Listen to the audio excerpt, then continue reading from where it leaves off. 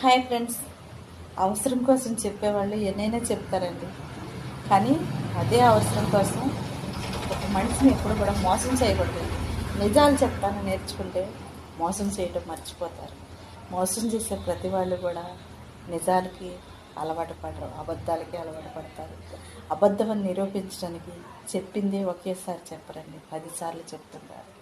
అబద్ధాన్ని అన్యాయంగా మార్చుకొని ఎదుట వాళ్ళు మోసం చేసుకుంటారు. ఫ్రెండ్స్, మీకంటూ ఒక రోజున తెలిస్తే మీకున్న స్నేహాన్ని, మీకున్న నమ్మకాన్ని నువ్వెంత నమ్మావో వాళ్ళకి తెలియదు కదా, కానీ నిన్ను నమ్మిన వాళ్ళు మాత్రం ఎంత కష్టపడతారో, ఎంత బాధపడతారో ఫ్రెండ్స్ ఒక్కసారి ఆలోచించండి.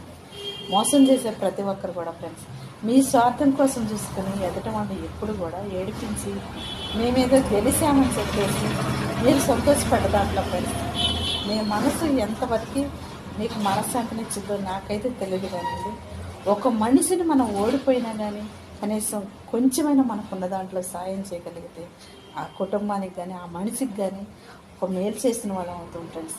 ఎందుకంటే స్వార్థంతో ప్రతి ఒక్కరూ బతుకుతారు, న్యాయంతో మాత్రం ఎక్కడో 100కి 1 ఉంటారు ఫ్రెండ్స్. ఆ ఒకళ్ళల్లో మనం కూడా ఉంటే ఎంతో బాగుంటుంది కదండి. ప్రతి ఒక్కరు కూడా ఆలోచించడానికి ప్రయత్నించండి. భర్తను భార్య నమ్మరు, భార్యను భర్త నమ్మరు. కుటుంబాలలోనే మోసాలు, అన్యాయాలు, అక్రమాలు చేసుకునే సమాజంలో మనం బ్రతుకుతున్నప్పుడు